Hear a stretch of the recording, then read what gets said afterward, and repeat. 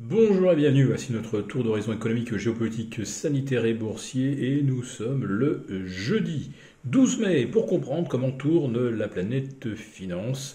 C'est sur la bourse au quotidien et nulle part ailleurs et l'épisode du jour s'intitulera 6109, est-ce que ça ne vous rappelle rien? 6109, c'est le niveau testé par le CAC 40 dès les premiers échanges ce matin, puis à de nombreuses reprises en cours de matinée, puis à nouveau en début d'après-midi. 6109, mais oui, c'était le zénith historique du CAC 40 le 19 février 2020, avant l'épisode de Covid et l'effondrement de près de 40% qu'on avait connu alors.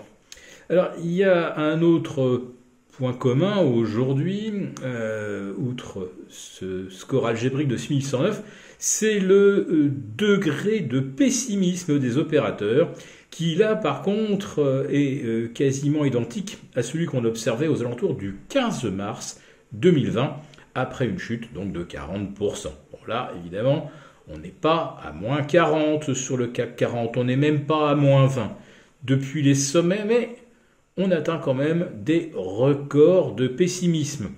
J'aurais tendance à dire que tout le monde pense un petit peu la même chose aujourd'hui, et ceux qui pensent avec leur tripes sont en train de suer à l'idée que le CAC pourrait enfoncer les 6100.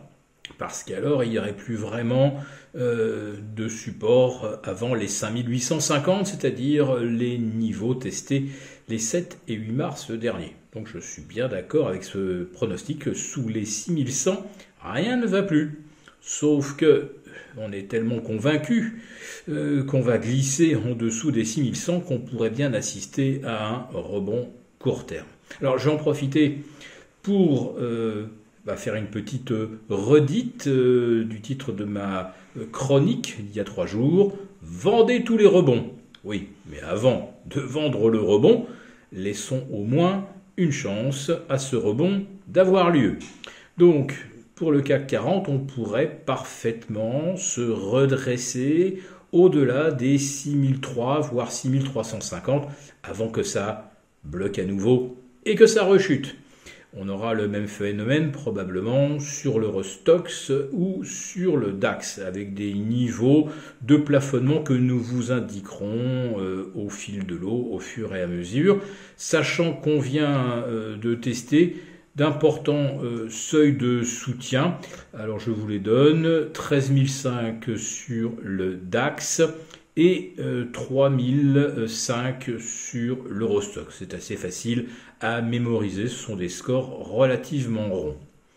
À Wall Street, en revanche, eh bien, le Nasdaq, lui, il a enfoncé tous ses planchers moyen terme, vous le savez, donc depuis la cassure des 12 360, il n'y a plus vraiment de support avant, je pense, la zone des 10 000.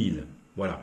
Donc, on sait qu'on est entraîné vers le bas de toute façon par le Nasdaq et par les actifs les plus volatiles. Donc évidemment, je ne pouvais pas ne pas vous parler du Bitcoin, de l'Ethereum et du fameux Terra, qui était une intéressante expérience de stablecoin avec un mode d'alignement sur le dollar qui était algorithmique, sauf que Terra a été incapable, en effet, d'acquérir assez de dollars pour faire face à la demande lorsque les opérateurs ont commencé à liquider leur position sur le Bitcoin, l'Ethereum, le Cardano, le Binance Coin, c'est-à-dire en fait tous les altcoins à plus de 10 milliards de capitalisation.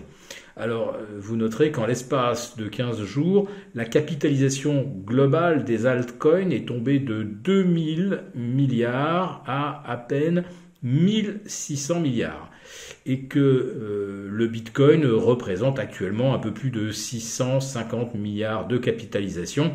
Et il a perdu 50% de sa capitalisation depuis janvier. Mais surtout, il vient de casser le support décisif des 30 850, on était d'accord déjà qu'en dessous de 35 000, ça sentait mauvais. En dessous des 30 800 et à plus forte raison des 30 000, là, on peut dire que ça devient carrément très très inconfortable. Et les prochains supports sur le Bitcoin, je ne les vois pas, moi, avant 26 300, voire 25 000. Donc il y a encore un gros 10% à perdre sur le Bitcoin. Sur l'Ethereum, après la cassure des 2003, voilà la cassure des 2000.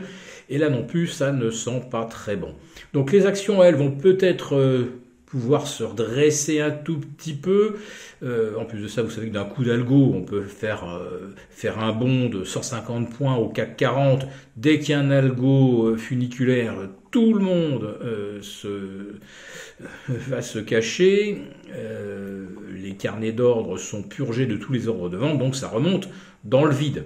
On l'avait d'ailleurs vu pas plus tard qu'hier, avec cette hausse absolument invraisemblable du CAC 40, à contresens du Nasdaq, tout simplement parce qu'il y avait trop de vendeurs hier matin, et que lorsque l'indice a été retiré à la hausse l'après-midi, au-delà de 6200, eh bien, tous les opérateurs ont débouclé leur short. Voilà.